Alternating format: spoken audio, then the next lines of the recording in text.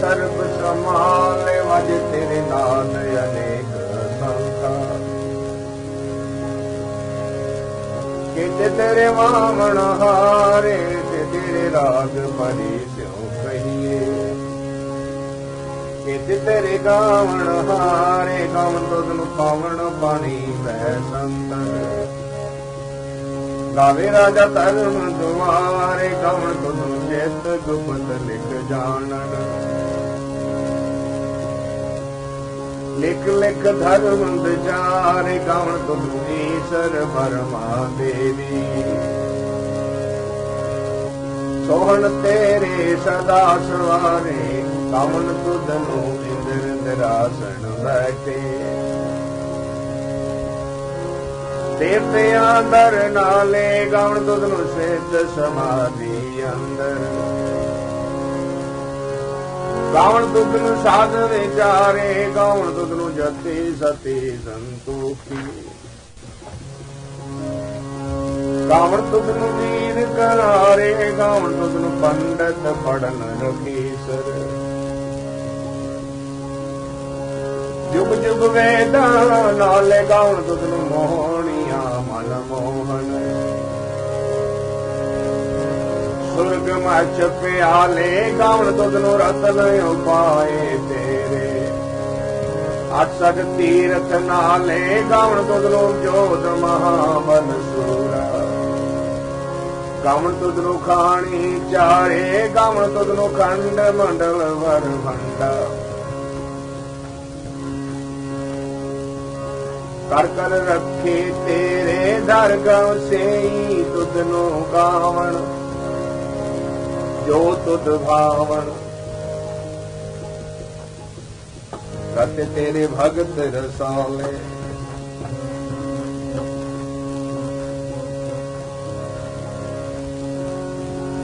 और केते तुधनु गावण से मैं जित नयावन नानक क्या विचारे सोए सोए सदा सच साहिब साचा साचे नाई है बेहोशी जाए न जासे रच न जे न रचाई रंगी रंगी भाती कर कर जिन सी माया जिन उपाई कर कर वेखे कीता अपना जो तिस दी वड्याई जो तिस भावे सोई करसी हुक्म कर ना जाए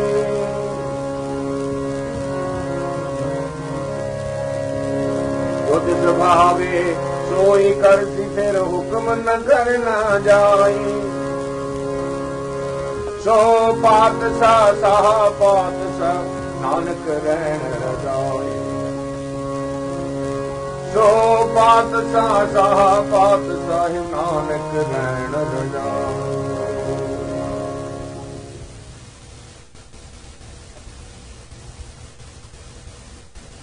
Today we will be starting on a new journey. We finished Japji in our last get together. Those of you who were together on that journey knew that Japji is not in any raga. Japji has no author, and it is the very first compilation in the Holy Granth. And it indicated to us that all of the spiritual and mystical literature is not just an inspired poetry. This is not a philosophy. It is not a subject matter of the intellect. These are the words, statements, hymns which are coming to us from the beyond through a vehicle that has evolved to the state where these words can flow through. That is why there is no author. Most of you are familiar with Vedas. In Vedas, it is very difficult to find out as to who the original writer of this particular shloka was. That was not by accident. That was by design. Mystical messages cannot be claimed as being authored by an individual. If they are authored by someone, then that someone still has his or her own ego present. Hence those words will be filtered through the prism of the mind of that individual. The spiritual messages can only remain pure so long there is no claim of the authorship. So now, some of you may be wondering, those who are familiar with the Gurbani, Guru Granth Sahib, that it is indicated Mehla Pehla, Mehla Duja, Mehla Tija. Why are these names there then? Numbers. They are no names, but there are numbers there. Number 1, number 2, number 3. And one can argue the point, well, if there is no number named, then there is a number. It still leads to the same conclusion. But that's a very casual observation. The numbers in Guru Granth Sahib were given not to highlight the names. That's a purely accidental coincidence.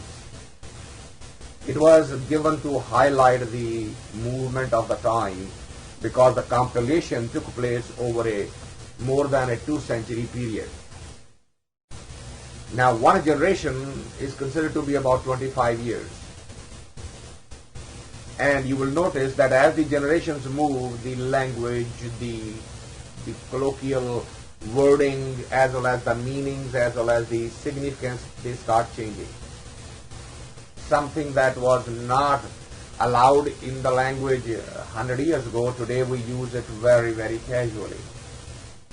The examples, the parables, the similes, the stories take different shapes, different meanings. So the idea was that if this has taken so long a time to compile, starting with the first master, Guru Nanak, the compilation was attempted by the fifth master, which was about more than a century apart. So how to communicate that when you are looking at this particular hymn, pay attention to that era, that environment of that time, because what's coming through is impacted. The language, the wording is impacted by that. That was the only significance. It is important for today's discussion to understand that, because from this point onward, every hymn will be identified by its raga and by the time period that it came from. Earlier we were not at all any raga, and there was no time mentioned at all also, because that was to indicate the entire journey is like that, not just for the Japji. The Granth was started with that first declaration. Nothing in this Granth belongs to an individual. It is a Gurvani, it's a Dhurki Vani. So that distinction needs to be kept in mind if we want to understand what is coming to us today. Now today's hymn, traditionally in Sikhism, the people have decided to divide certain hymns and allocate them for the recital in the morning, and certain hymns allocated to the recital in the evening. That is just pure coincidental choice by the people. It has nothing to do with the message or the compilation itself. The Gurus did not intend that this belongs to a morning and this belongs to an evening, this belongs to this and this belongs to that. Gurvani is a Gyan. It is a Gyan Marg and a Bhakti Marg combined together. Prior to Guru Nanak, there were two distinct paths of meditative evolution. Gyan Marg and the Bhakti Marg. If you read Farid or if you read Bulle Shah, if you read those people, they are pure Bhakti Marg. But if you read Kabir or if you read any other Bhagat that is after the 15th century, 14th century, then they lean toward the Gyan Marg and Bhakti Marg combined. Guru Nanak made it a formal system. He said that you are not going to recite or repeat like a parrot anything in your life. You are first going to understand what it says, what its implication is, how does it apply in your life before you start using the tool. So the Bhakti Marg and the Gyan Marg was, that's why in Sikhism you will find that there are singers of the hymns who recite the hymns, that's all they do. But then they are what we call Kathakar. They are the people who just translate and explain the meaning. They divided that work among themselves. Our journey here is a little bit of both. We try to understand as well as recite. So this hymn, its title is Sodhar, and it is recited in a ragasa, and it is considered to be ragasa is a neutral raga. It is sung in the evening as well as in the morning.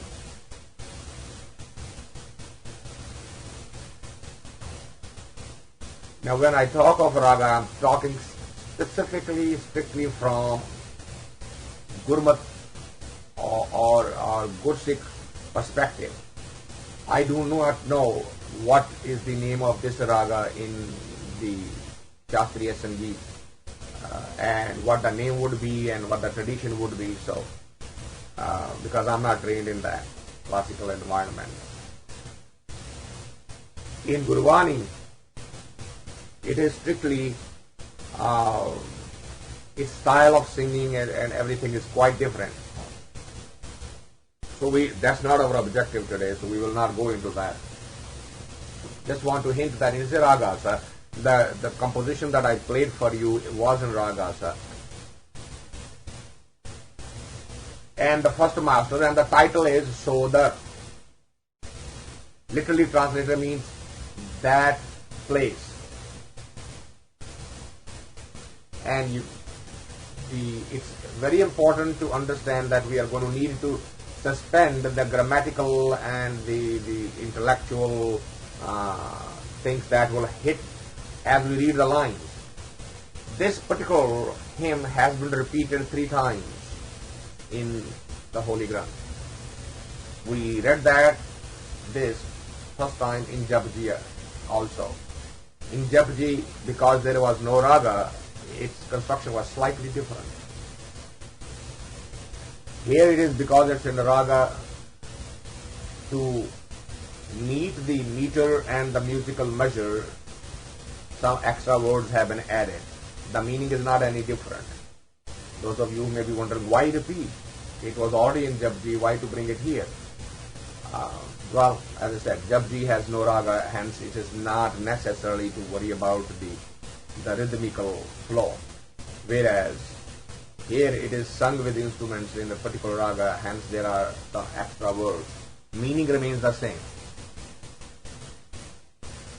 So the hymn starts by saying, So dar ke ha, so ghar ke hai, jit beh sarv samale. If I was to literally translate it, it would mean, what kind of place is this What kind of a home is this where you reside and manage this entire universe? Okay, that would be the literal grammatical translation of this. And as I said, it's not a matter of grammar, it's not a matter of intellect. Gurbani already knows that there is no specific place. He's all pervading. All in one, one in all. So this is not a question. It's not even a rhetorical question. What would it mean then? So dar keha, so ghar keha.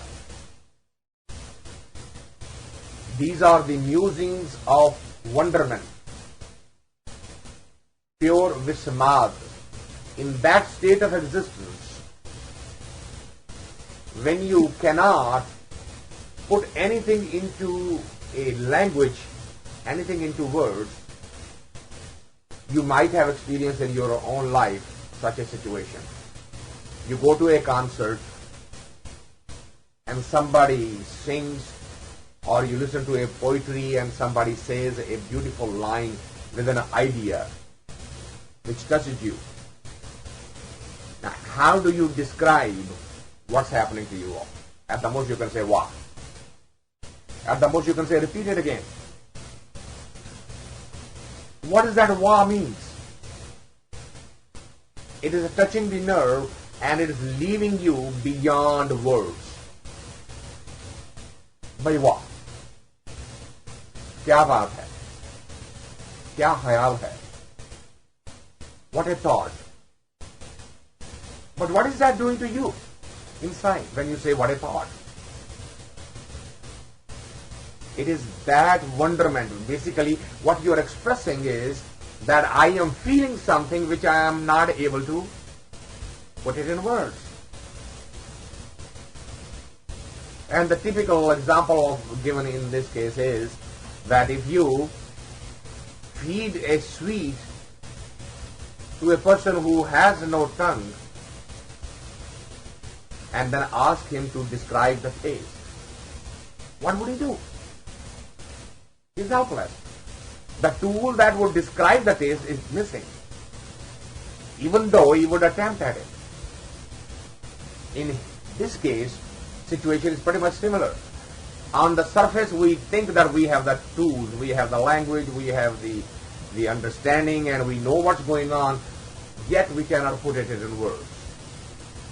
So when Gurbani raises this statement, so dhar keha, so ghar keha, jit beh sarva samale,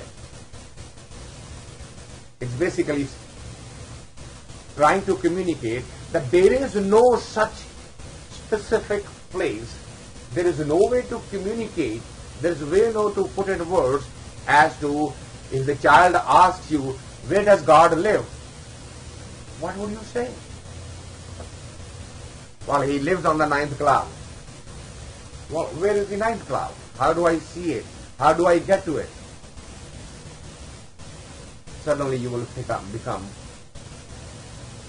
Notice this, that the language of a mystic as well as of a scientist eventually will run out of answers. Let's take purely physical example.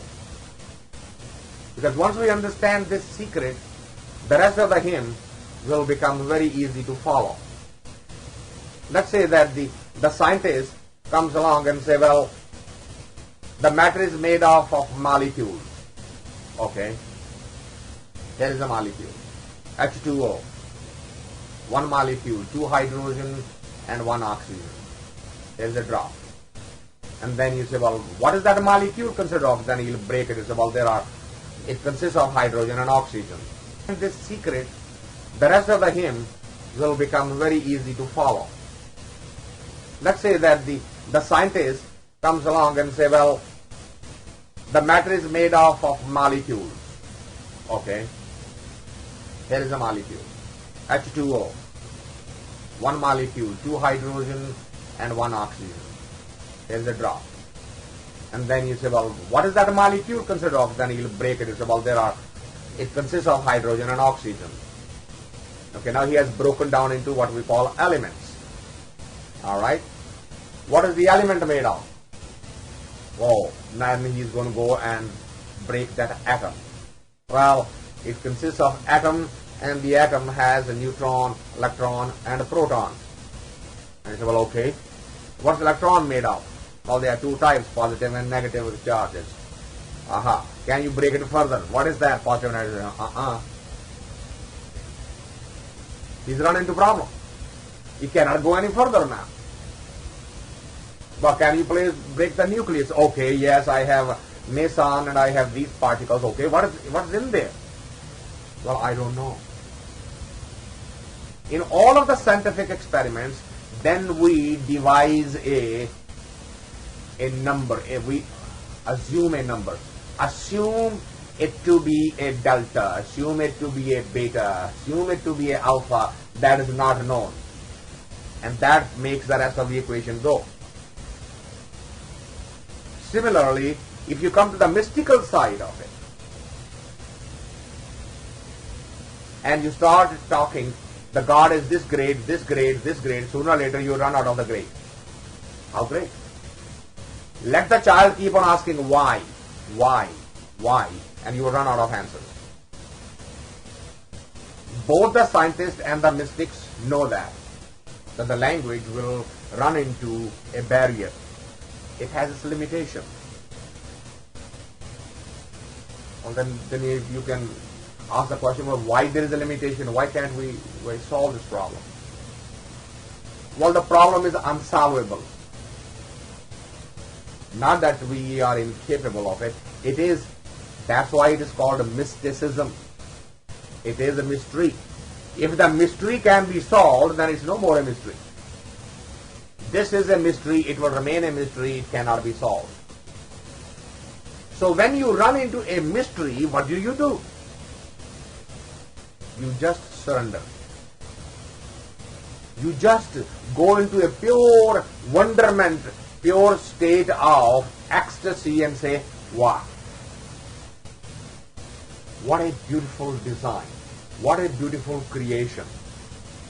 No one else could have done it other than the Creator. When you run into that, that's where this type of a statement comes out. How do I describe you? So dar keha. How do I explain you? So ghar keha. If you reside at a specific place, then how do I describe that? The answer is he does not reside at a specific place. He is here right now, in every part. He's the one who's saying these words. He's the one who's listening to these words. He's the one who's describing these words. Even though in apparent presentation it appears here is a body that is saying it, there is a body that is listening it, but the mystics know that's just an appearance. The problem of the mind is that it gets caught and locked into the appearance. It focuses on the container, not the content. And as it keeps on focusing on the container, it keeps on going further and further away from the content. The question is not at all here, even though it appears to be. Sodar keha, what is the place? Appears to be question, but it is not. So ghar keha, it appears to be a question. What kind of a place you are living in? What kind of a house you are living in? Jitba, where you sit down, sarva samale, and manage this universe. So if you get locked into the grammar, if you get locked into the language, you will miss out the whole thing, because it will become a musing of a kid. A child asks these questions. Right? When the first thing, any natural phenomena child encounters in its evolutionary stages, the child turns to the mother or the father and immediately raises that question. Why the wind is blowing, why the rain is coming, why the leaves are green, why the flower is red. And child asks these questions because it's wonderment. Now, The interesting thing is that whatever answer you give to the child, he would have no comeback. He would have not said, "You got to be kidding." How could that be? Only the grown-ups do that. A child who's in a true wonderment, no matter what kind of a childish answer you give to satisfy his curiosity, he will never come back with a follow-on question. Anybody who's coming up with a follow-on question is actually trying to test the teacher. Because when you don't know the answer and you are given the answer, under what authority you are saying, well, that couldn't be. How could that be? That's why I love the incident, and I recite and repeat it often, that when Krishnamurti first time came to this country and the reporters went to interview him, and one of them asked him, "Murti, have you seen God?" And he said, "Yup." "Can you show it to me?" He said, "Yup." Now you can imagine everybody's surprise when he says, "Yup." I said, "Well, okay, I'm ready, show me." And a dog went by and said, "There goes God." And he said, "You got to be kidding. You make a fool of me?" He said, "No, sir, I'm not making a fool of you. There goes God." "So that's a dog. That cannot be God." He said, "How do you know that?" "How do you know that that is a dog?" And he took on that subject. He says, "Some time back, when you were a gay kid, you asked your mother, 'What is that?' And she said, 'It's a dog.' And you made that picture and stored it in your brain. Now every time you see something looking like it, you say it's a dog. But you don't know if it is. Now, the problem is, no matter what I say, since you have no image formed, no memory stored that the God looks like this, every answer I will give will be wrong. You have an image stored of something that you think God should look like. And the same thing happens to us, right? To a Sikh, unless God appears as a Guru Nanak, he is going to keep on denying it. To a Muslim, unless he appears like a Muhammad, there's the image. To a Hindu, a Rama or a Krishna, unless until that image flashes on the screen of the mind, it's going to say, no, that can't be. How could this be? The reality is, there is no such thing. God isn't a image. That is an energy, pure and simple. No form, no shape, no sex, by the way, also. This country is totally locked into whether the God is a man or a woman. They are wondering all the time. There is a movement going on right now to change the Bible and replace the word he with it. So because he gives a male connotation to God.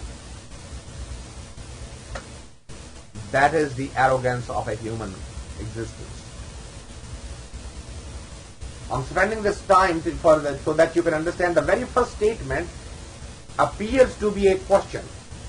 So dar keha, so ghar keha, jit beh sarv samale. But why this wonderment? How did this even arise? A mystical statement. Why did it arise? The next statement answers that question. Because when you are in that state of existence, when you are sitting in samadhi, then all you hear is the sound.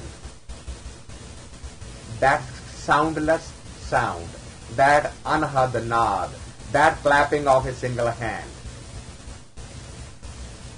All you hear is sound, the naad. And you wonder where it is coming from, because when you look at the trees, they seem to be saying exactly the same thing. You look at the birds, they seem to be saying exactly the same thing. You look at a stone, same kind of resonance seems to be coming out of it.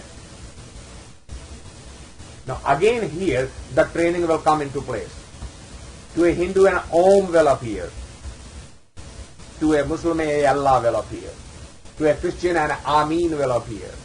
To a Sikh, a Vaheguru will appear. Everything is basically singing that word which you are identified with. How does this happen? Because you start your journey by that, right? We started our journey with jap. Take a word and start meditating on that word. Start repeating that word. And slowly, that word first goes in. That's the stage of from Japana to Simrana. Simran, where the word has gone in. You are not actually doing it. It is with every breath. It seems to be that your breathing is saying it. When you take the breath in, take the breath out, your body seems to be with every breath repeating that word. That is Simrana. And then the third stage is when the breath may be going or not going, you may be sitting or sleeping, you may be aware or not, the word is constantly coming from within. Somehow or other, that word never leaves you. That is the third stage, that's dhyan. And the final stage is that now the word, the whole of the universe, everything in the universe appears to be repeating that word back. That's what in Sikhism is called Rom Rom. Every hair on the body seems to be saying that. Every bird, wind blowing, the birds singing, the train going by, then it is no more that noise of the jackhammer that is pounding the foundation down.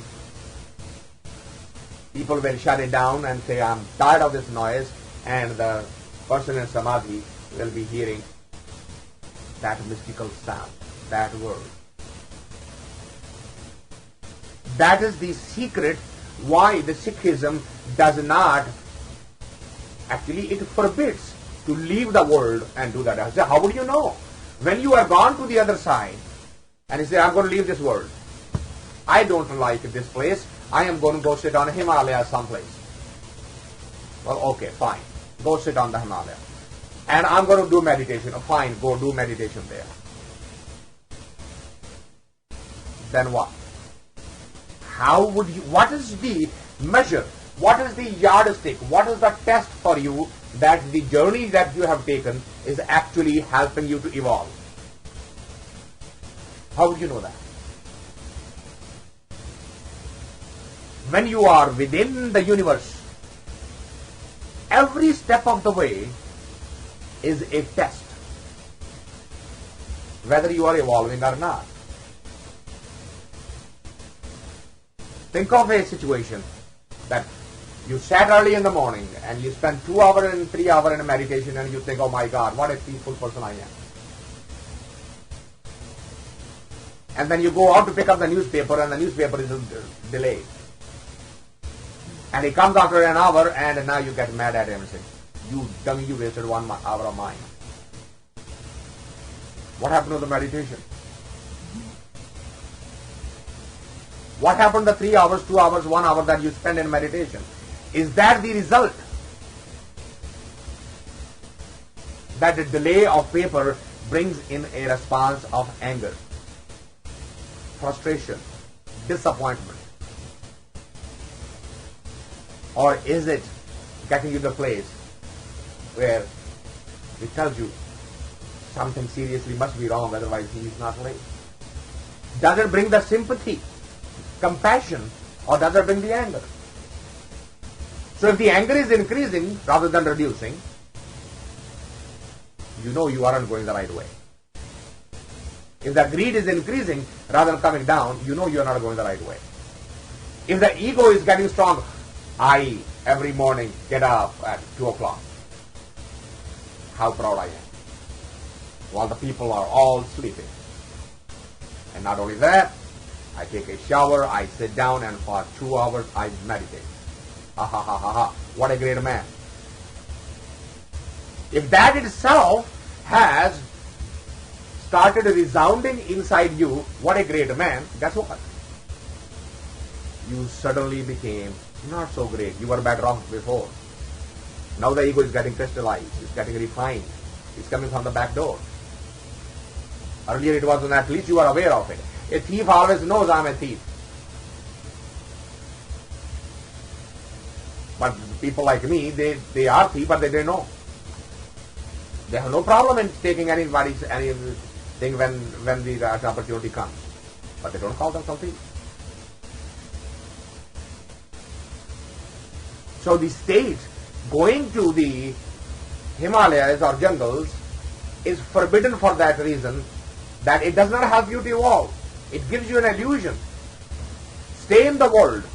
Every day, every step would be a test. Are you going, whatever you have meditated upon, it will help you to test right away. The wife brings the breakfast. I told you to make sunny side up, and this is all running. What's going on here? The toast is burnt. What's going on here? These things which happen on a day-to-day basis, if your response to them has not changed, then you are not evolving. Then you are deceiving yourself. As far as the nature is concerned, you couldn't care less. It's a game. You may change the toy, but the game remains the same. And that is the biggest trap that we see in the world today. All those so-called saints and sadhus and mahatmas, they come. This guy has not been married for all, he's been a brahmacharya. Oh yeah? So what? Not getting married means what? Gurbani says it means only one thing. That he has blocked the flow of the sexual energy, that's all. And Kabir turns around and says, Bind rakh jo tariye bhai, khusre kyo na param gat pai. Come on. If the blocking of the sexual energy was a meditation, then all of the unices, all of the middle sex people who are neither woman nor men, they were blocked from the birth. They should all have been a Brahmajnani. Why are you kidding? Why are you fooling others? It has nothing to do with it. It is the transcendence of the sexual energy, not the suppression of the sexual energy, that's called Brahmacharya. So these people who have made these temples and things, so what happened? Okay, they left the home. Well, they made a temple. Well, they have no children, but they got disciples. And they don't make a living, but there is donation coming on, and they are eating and drinking and sleeping and wearing clothes. Somebody is earning for them. So what happened here? Only the toy changed. The drama remains the same. And Gurbani says, watch that drama. Be alert. The state where, what happens? Vaje tere naad anek asankha, kete tere vaman hare, kete tere rag pariso kahiye, kete tere gaman hare. This is the state of being. What state? Vaje. The sounding of the sound. Not sounding of baje table, drums beating. Vaje means the sound. He says that question of that statement, Shodhar keha soghar keha, came out of being in a state where each and everything, ek zarra तेरा नाम ले रहा है, एक एक जर्रा. every little fraction, on every molecule on this earth, wherever I see, including my own body, wherever I see, I am hearing your word. Again, the Gurbani does not say that it is Om or Omkar or Vaheguru or Gobind or Beetle. It doesn't say that. Why not? Because the Creator has never appeared twice the same way. Buddha's experience is not the same as Mahavira. Mahavira's experience is not same as the Jesus. He did not appear to Jesus in the same shape, form and same way as it appeared to Nanak. Sahib mera nit nama sada sada data. That experience will be virgin for every seeker. So if you are focused on Om, then that is okay. If you are focused on Omkar, that is okay. If you are focused on Vaheguru, that is okay. If you are focused on Satanam, it is okay. There are 300 words in different languages that actually are used for meditative practices. In different languages, in different part of the world. No one word can claim the exclusivity. If they do, then they are deceiving you. Then they have self-interest in their mind. Anyone who says, when Jesus said, I am the way, he was not talking of that Jesus I am. That was not the I he was talking about. But Christians would never accept that, because the whole of the institution is built around that. Jesus could not be that arrogant and ignorant at the same time. I am the way. In whole of the literature, if you remember, when Moses is getting the 10 Commandments and he says, how would the people believe me? Who gave these commandments? And the response is, tell them, I am that I am gave you these. Because there is no identity for that. I am that I am. That is always used for the ultimate creator. It's never used for the individual. So when Jesus said, I am the way, he was saying, he is the only way. If you want to get rid of the life of pain and suffering separated by some happiness, or you can say life of happiness separated by a little few suffering, take your pick. Life cannot be without suffering and happiness put together. It cannot be. It moves in that duality. If you are born, you are going to have some enjoyable moment and you're going to have some suffering moment. There is no getting away from it. And if you want, then I am the way. He is the only way. Because he is the center. That's why in Vedanta, the whole of the universe is planned as a wheel. Further away you are from the center, more is the movement, more is the speed, more are the changes. Closer to the center, when you become the center, there is no movement. The only way the movement stops is when you actually become the center itself. Meaning thereby, when you become one with the one. When you merge into it. If you stay on the boundary for any reason, for any enjoyment of any senses, karmindriyas, jnanindriyas, doesn't matter. So long as you are staying outside and enjoying it, there is a movement and there will be pain associated with it. So Gurbani says, that state of wonderment is due to what? Gavan tudunu pavan pani baisantar gave raja taram tuwaya. It is all around. When the wind is blowing, pavan. When the water is dropping, kal kal kal kal kal, drop drop drop drop drop. Pavana, Pani, Basantar, when the fire is burning, all I hear is your name. Kavan. There's only one word left. No matter what is happening in the nature, in that state of being, in that space of samadhi, nothing else remains. Everything disappears.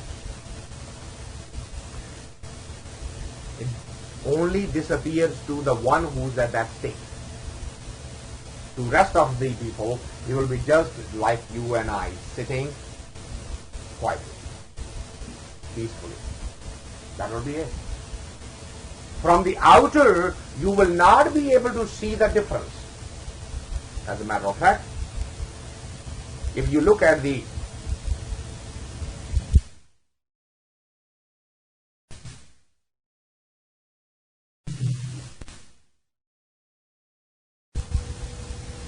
but the quality of the two is absolutely worlds apart. An insane person has fallen below the intellect completely. That's why you cannot describe what's going on. A saint has transcended the intellect, he's gone beyond it. It is the people in the middle where the suffering is. To the madman there is no suffering. To the saint there is no suffering.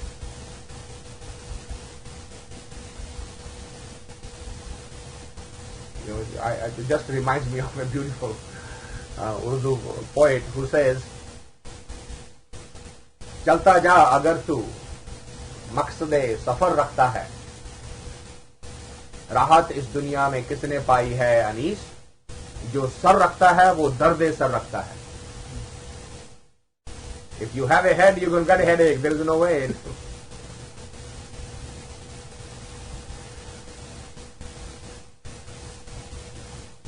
In the military, that's a quotation.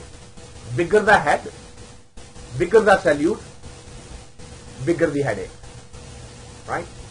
When you are a captain, you are responsible for only so. When you are a colonel, now you are responsible for greater number of people. And you become a general, you are responsible for more. So as you keep on going, salutes keep on getting bigger, but the headache keeps on getting bigger also. Which should be our experience also. Right? We got married and that was one set of circumstances. Then we had children, that was one set of circumstances. Now the children are growing up and the children are coming. Are we headaches reducing or increasing?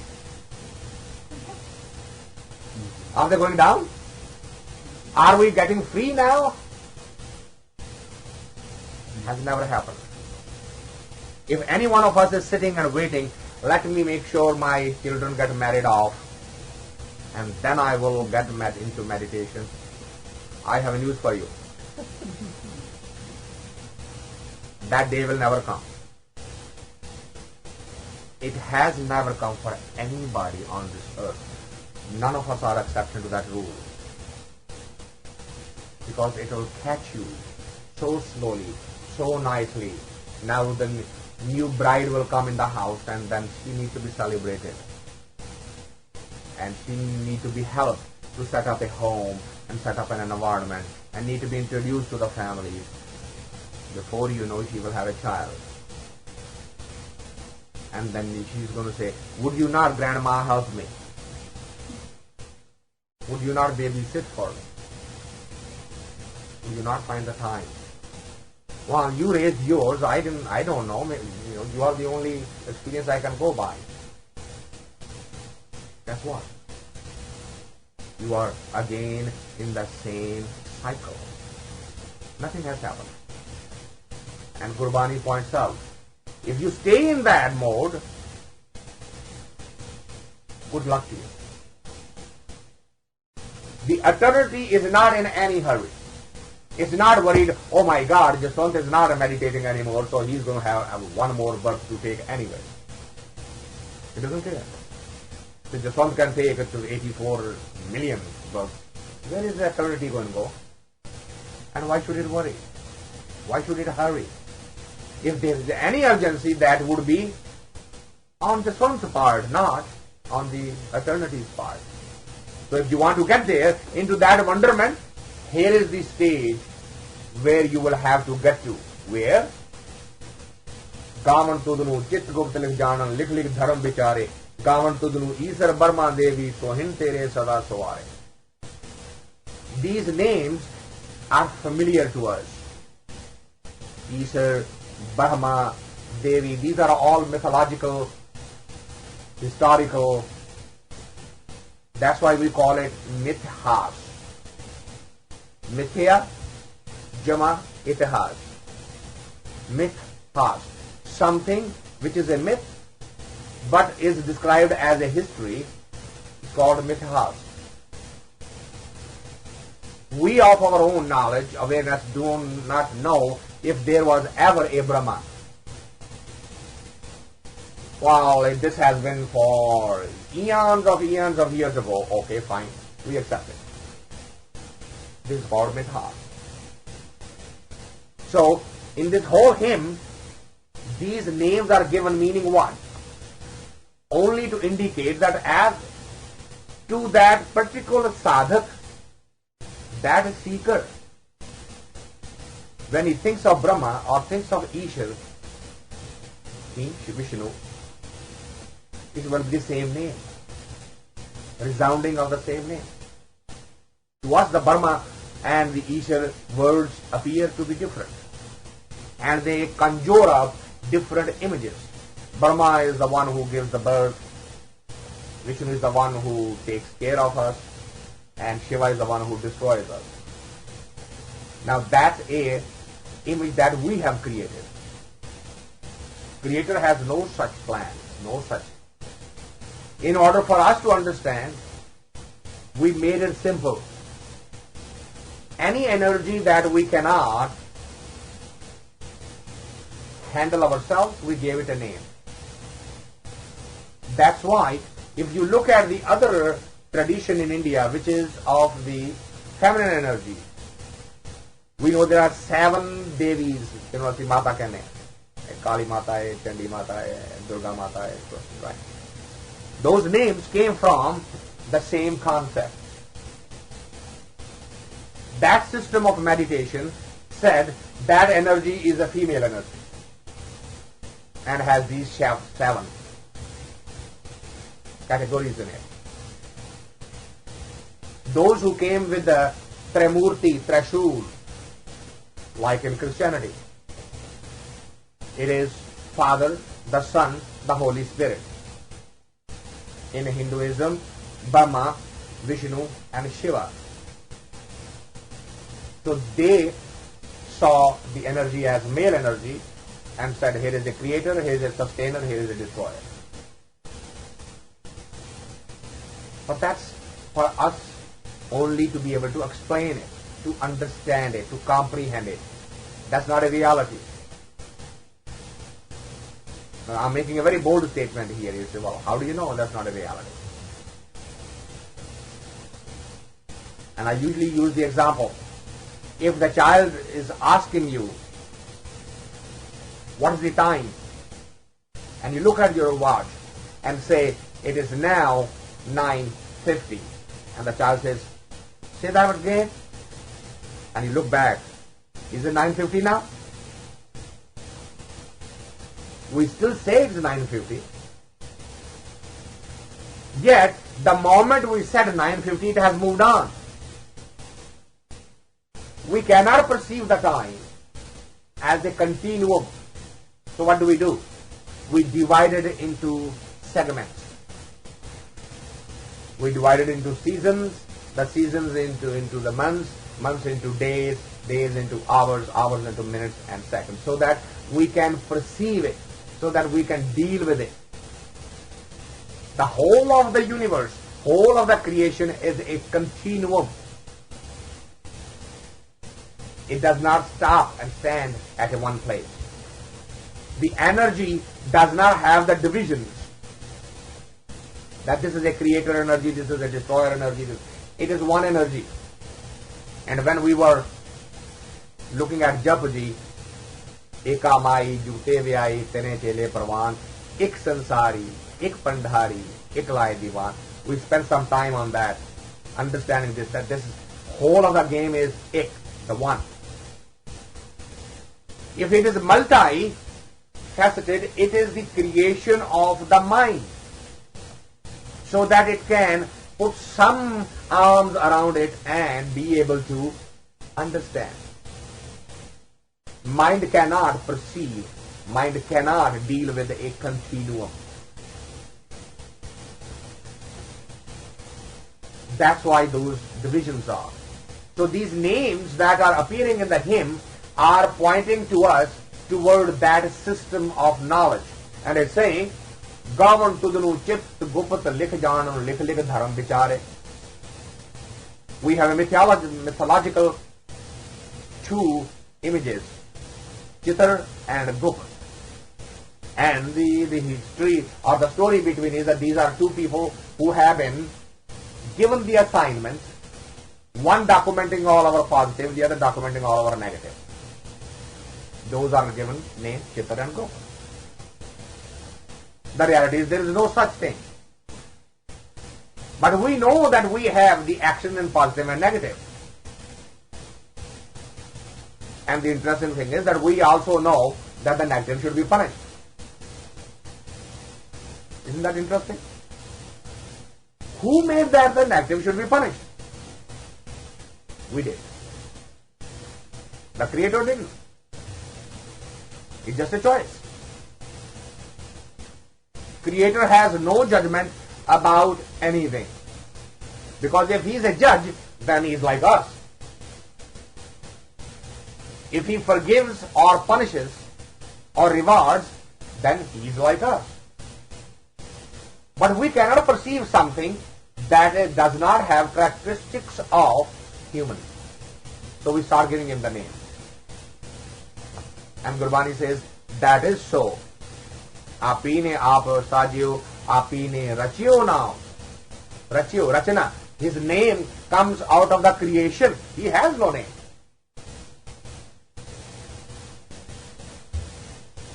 But those who focus on the food and the sustenance, they say he is a Parvardigar. Wo palta hai hame. He takes care of us. If we did a crime and we didn't get caught,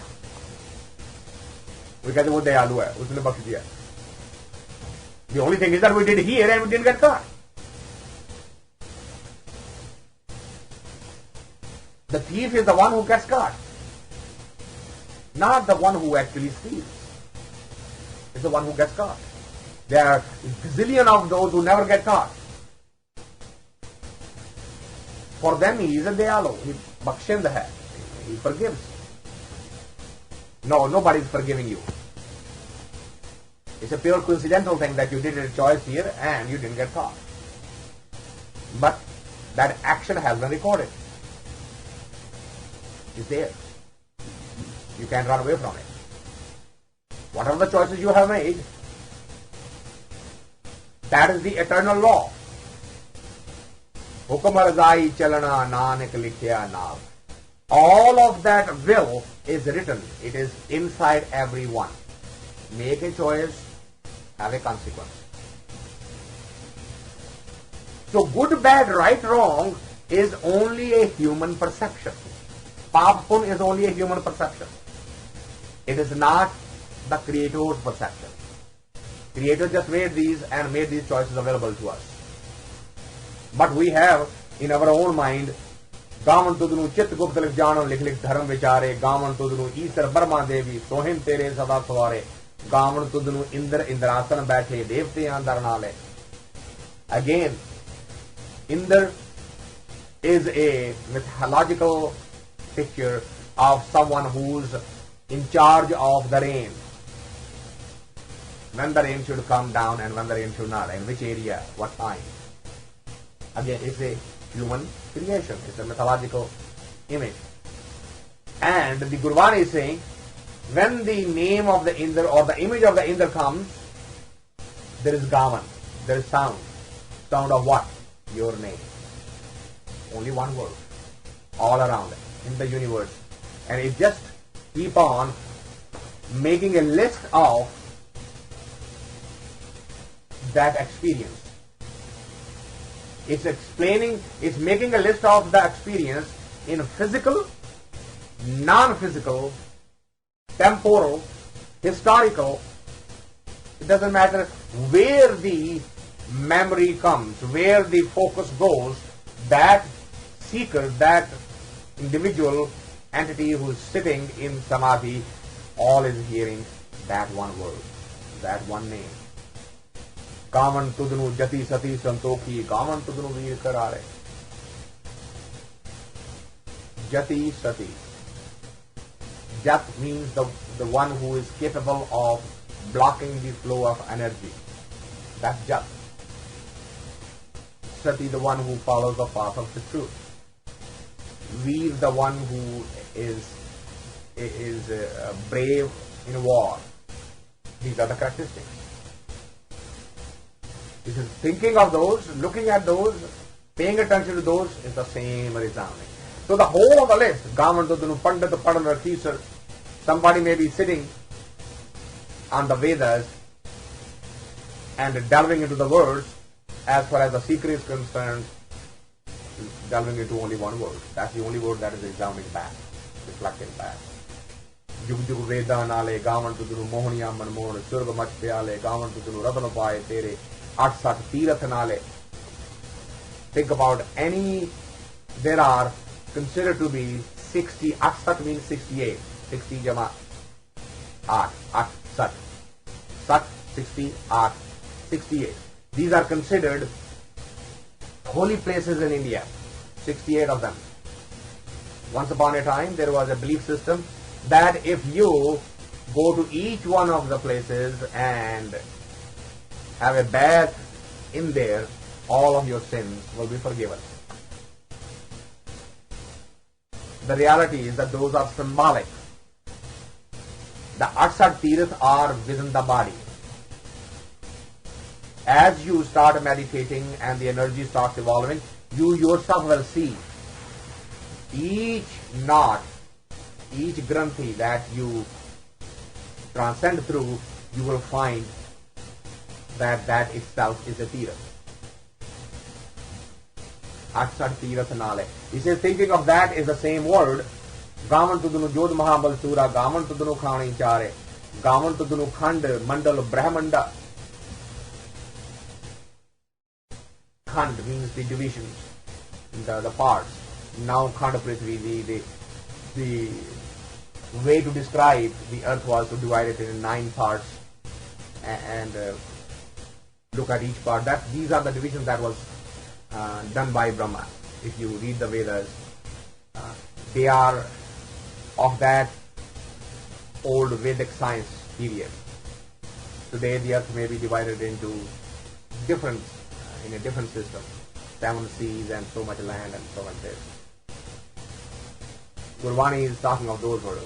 Khand, the divisions, Mandal, the Akash, and then Brahmanda, the whole creation. First talking of this galaxy, then talking of all the galaxy, Brahmanda. Meaning thereby that there is no Brahman from where that sound is not coming. Today the radio telescope listen to the sound from the remote stars and they just hear the radio waves that are doing the bleach. If you ask a mystic, he will say this is not a bleach.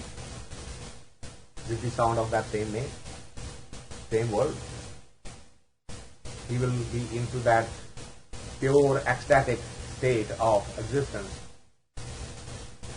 And after having counted this kind of a list, it's very interesting how Gurbani basically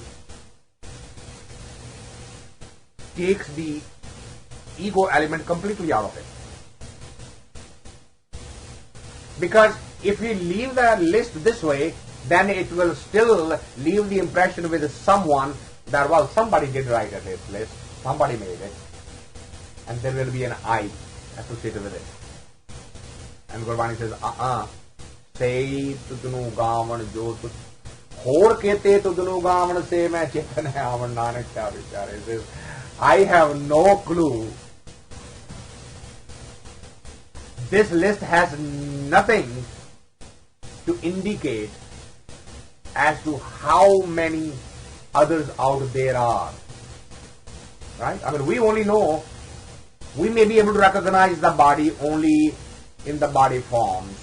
The life that is based on the water and the carbon and the amino acids and things like that. But how many life forms are there which are not based on this? We have no clue. The scientist, when he, let's say that we find a life on the Mars, and suddenly we are trying to create images of the Martians in our image, isn't it? Same head, same type of eyes, same type of legs, and same type of mouth, and same type of... Because we cannot visualize something that is not like this. And Gurbani says that is the arrogance of the human. The life forms are so many, so multitude, that the human cannot even perceive it, cannot even imagine it, cannot even conceive it. Well, at the most, what we can say, well, here is a holographic image of somebody, which is suspended in the air. Well, but it still is an image. Well, what about if it just was a thought form? Now, how do we deal with it? How do I deal with just an image that is not an image but just a thought? I cannot see the thought. I can only perceive it if I am tuned to that frequency. So, the reality is that right here, right now, right in this room, there are gazillions of thought forms in existence.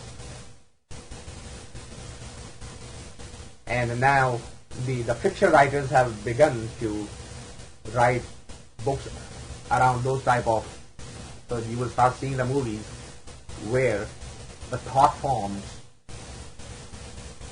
are dealing with the other thought forms. Any one of you who watched that sci-fi series, some of those episodes were dealing with the thought form. So that's not a new, or that's not an unheard of concept.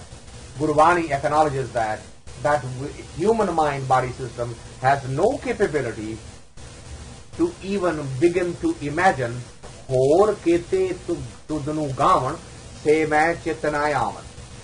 There is no way for me to even perceive that. Chit ਚ ਆਵਨ. I cannot even imagine them. Because I have no instruments, but they are there because you are infinite. Because that Om is infinite. That Amin is infinite. Hence, there is no reason to just limit it and say God has only one type of creation, and that is the human. That's not a case. So Gurbani acknowledges that and says, Soi Soi Sada Sat Sahib Sacha Sati Nai Habi Hosi Jai Na Jasi Rachana Jine Rachai. So there is no way to put it in words. What? Rachana Jine Rachai. Whatever this creation, whosoever did that, howsoever he did that, whenever he did that, it is not possible for the human to put it in words or perceive or describe or imagine. So the message here basically keeps coming back. Stop looking at the nature. Look at the God hidden within the nature. Stop focusing on the creation. Develop the capability to look, see, feel the Creator within. Don't let the eyes stop. Here is a man, here is a woman, here is an Indian, here is an American, here is a Christian, here is a Muslim. Get out of that model. Unless you can get out of that model, you cannot get out of the wheel of karma at all. Because in order to get off the wheel of karma, you have to start developing the characteristics of the one who's of that. And that one has no characteristics whatsoever, positive or negative, whatsoever. Difficult thing to understand, difficult thing to implement, yet that is the only reality. That's the only fact. Rangi rangi bhati, कर कर जिनसी माया जिनो पाई, कर कर देखे कीता अपना ज्योतिष दी वड्याई. This is the Gita condensed into 2 lines.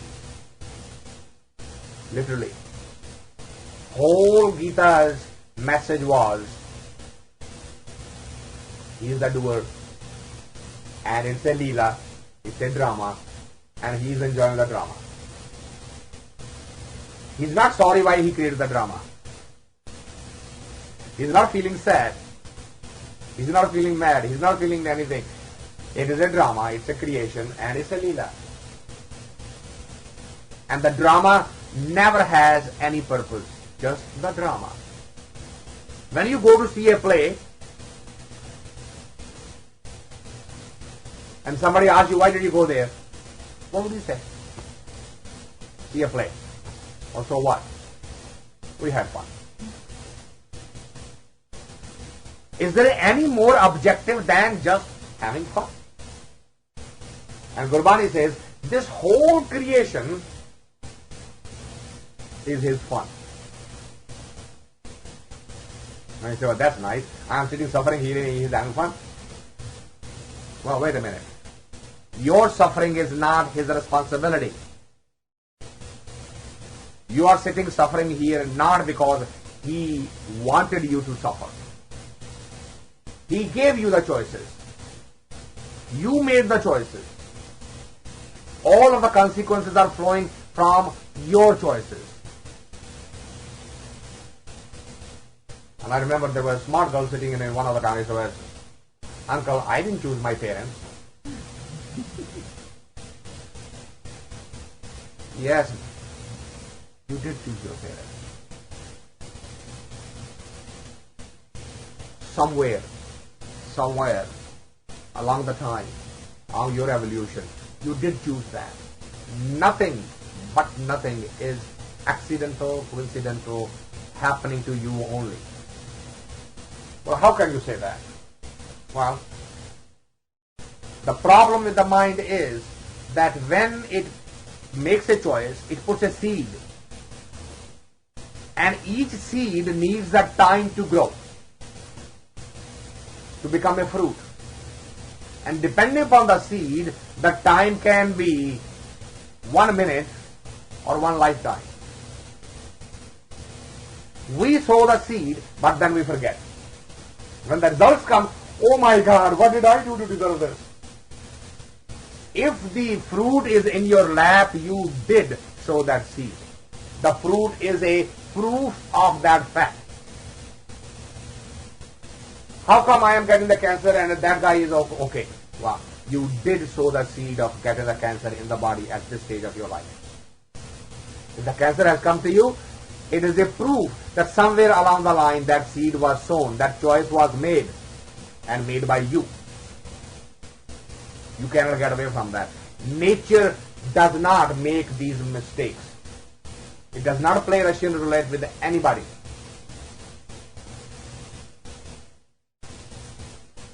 It is, and by the way, I'm not talking the theory of karma. I'm basically saying that whatever choices we are making, each choice has a consequence. And I'm not calling any choice to be good or bad, right or wrong. They are just choices. But when you make a choice, thou shalt have the result. And this is just a drama. It's just a play, just a leela. Kar kar dekhe kita apna jyotis di vadiyai. He created this. Just like a little child who goes on the ocean, builds the sand castle, all day very busy and having fun. But he doesn't fall in love with that castle. He doesn't hate that castle either. The time to go home in the evening has come. He puts on his shoes and comes on and hits the castle. Ha ha ha ha ha ha. And he goes, why did you destroy it? Well, that was fun. There is no emotion associated with building the castle. It's fun while it's going on. Or destroying the castle is fun when it's being destroyed. That is the Creator's Maya. That's his Leela. That's his wish. That's what Gita said in 18 chapters. Thou shalt not focus on the end result. You just act. It is not within your control. It's just a game. Play the game. You have been trained as a Kshatriya to fight. So fight. And forget the result.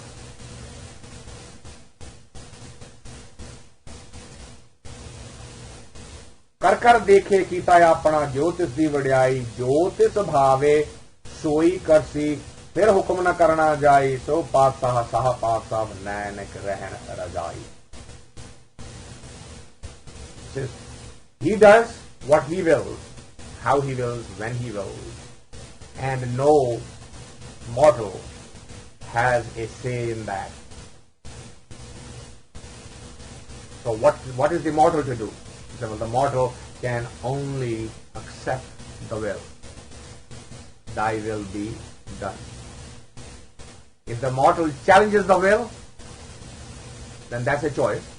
You can challenge the will. And there will be consequences of challenge also. You can accept the will, and that becomes so slippery a concept. Well, do you mean that if I am hungry, then I should sit hungry because it is his will? That's not what's being said here. If I am poor, I should not work to become rich. Maybe that is his will. Well, maybe that is his will, but yours is not to make a choice. Now, if you make a choice to not to work, not to do something, that is a choice you made. You are responsible for that choice. You can say, well, this is his will, I'm not going to do anything. Go down. You just made a choice. I am not going to do anything is not his will. It is your choice. And there will be consequences of that. You just act based on the best possible intention, best possible information available to you. You make a choice. And then leave the rest to him. So this is the summary of that. It was a big hymn, and I try to condense it so that we can have some time for later discussion. It's about 9:15, so which is our normal time to wrap up the talk. I want to thank you all for coming and being so patient and listening the lesson that like a student I recite here every alternate week. 2 weeks from today we'll continue